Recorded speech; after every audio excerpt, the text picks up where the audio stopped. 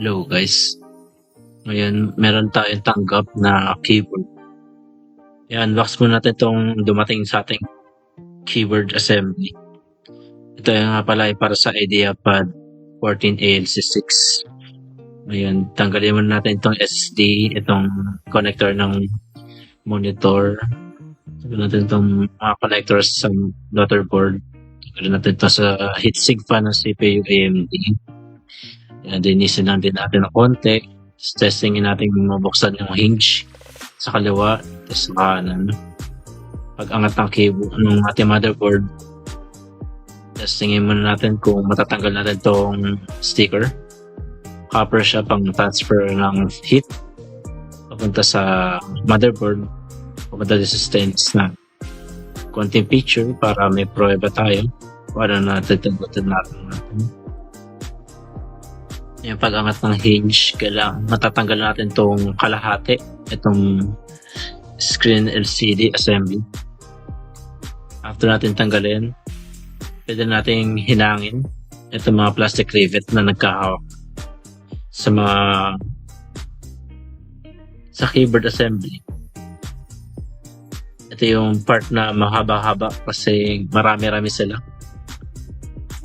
Medyo maingat lang dapat kasi mainit yung panghinang. Tapos konting pasensya lang.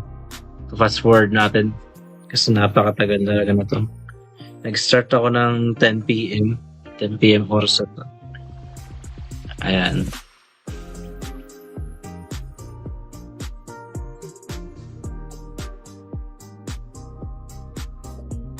Inuuna ko man ang kunin yung mga gilid-gilid.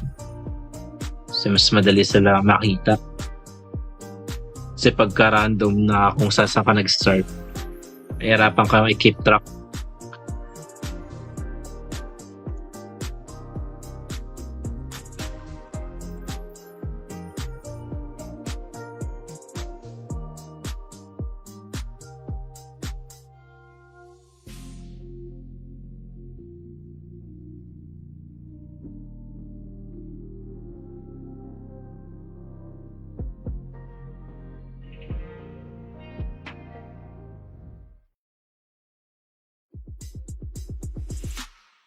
Yan, after matanggal ng sa gilid, pwede natin sikwatin pataas. Isa-isa lang muna. Kasi baka mabali natin o mabend natin ito. Pagkabukas, ayan, kitang-kita yung mga liquid marks. Tingin ko nag-moist to pero dumiretso siya mula sa taas. Linisan natin kung alcohol. So, tatanggalin din natin itong mga dot-dot na to. Plastic rivet. Kaya ako sa inyo guys, bumili kayo ng sa keyboard cover. Mura lang siya. Kaya mapagasas kayo sa matrabaho. Lalo na pagka kumakain kayo o kayo umiinom kayo. Tapos bigla yung natapon. Aray ko. Liquid na matamis. Sugar to saan? Langgam.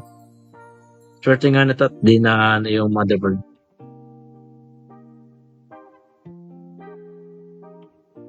And after natin tanggalin sa gitna, ito na yung pinaka-keyboard. Kakabit natin yung bago.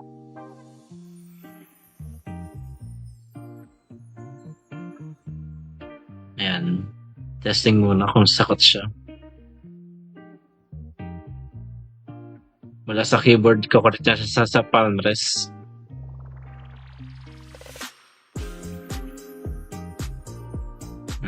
Kumuha lang ako ng tape, masking tape pang hawak muna. Mayroon kasi siya, angat baba siya. Ang tendency pagka hindi mo siya tinape, lulundo. Kasi kapag kinakabit mo lang yung plastic, nilulusaw mo siya. May tendency kasi umangat. Doon nag-start yung lundo. Start na natin lusawin. Yung mga plastic rivets natin na nilusaw kanina, yun yung gagamitin din natin para pamabalik natin. Pero most of the time, kakapusin talaga siya eh. Ang sekreto dyan, pag kinakapos sila, kumukuha ko ng zip tie, Pwede mo lusawin yun. Pero wag niyo i-glue.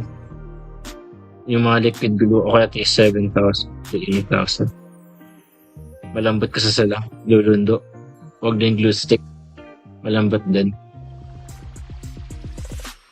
Isa-isahin ko lang muna siyang tutusukin.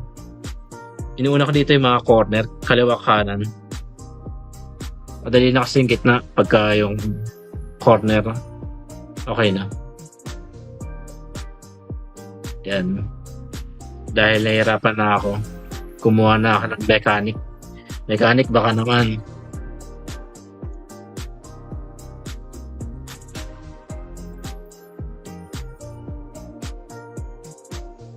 Itong twister ni mechanic is mas lang siya. Hindi siya yung paano. Kaya malalapat ko siya. Matutulak ko siya. Tinutulak siya gamit nun. Pababa. Para wala lundo. Sure na sure. Saka ko siya hinangin. Hindi siya hinang. Dinususaw ko lang yung plastic ulit. Tapos binabalik ko sa mga butas.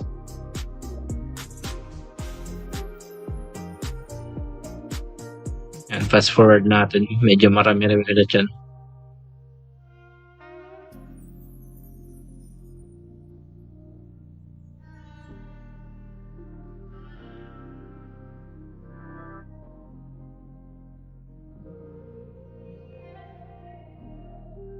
Mga oras na to, mga alas 12 na tayo.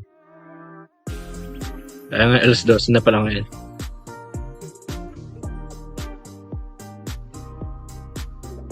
Kailangan dito maingat ka. Kasi may times na pag natusok mo yung plastic o kaya yung wire, abono malala.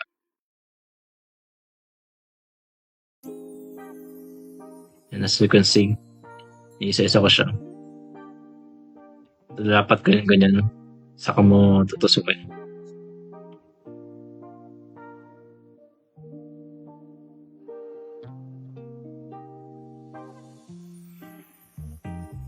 Ngayon, alas 2 na. Yan, natulog na ako niyan. Kinabukasan na to. 10 a.m. Hindi na kaya ng alas 2. Ngayon, tapos ko na siya hinangan yung keyboard mismo. Nababalik ko naman ngayon yung stainless na humawak sa kanya. Prepare ko lang konti. Naubusan na plastic pero nakita ko ng ito mga lumang part ito ng laptop eh. So nabasag na Lenovo case. Nilulusaw ko siya. Ang ano kasi ng zip tie, pangat ng amoy. Sa ilong. Ito mula to sa kaka ng nabasag na case. Bis na matapon. Ayan, ganyan ko na lang. Mahaba ulit. Inano ko yung gilid. Dito bale yung power button. Ingat lang at baka masunog yung ribbon.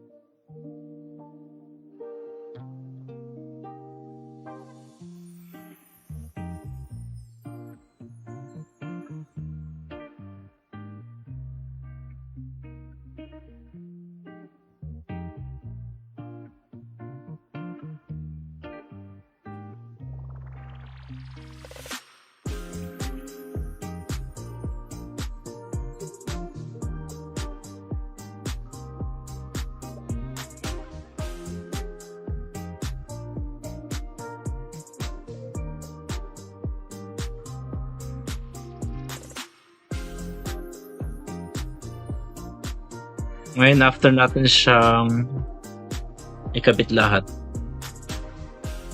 babalik naman natin lahat. Kumbaga, baklas lahat, kabit lahat. Kung motor lang to, baba makina tawag dito.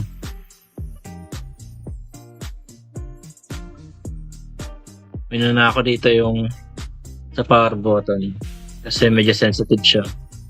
Pinatong ko na agad yung daughter board. Baka kasi mabali pa yung ribbon. Tapos dito nilagay ko na yung pinaka mainboard.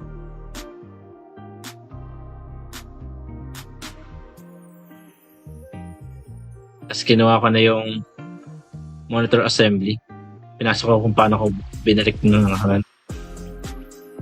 Ganun lang din, pahiga. Huwag mong pipilitin kasi mababasag siya. Pag hindi siya pumapasok, mali ka ng paraan. Kakat ka na dito. Out of storage ako dito eh. Pero kinabit ko to.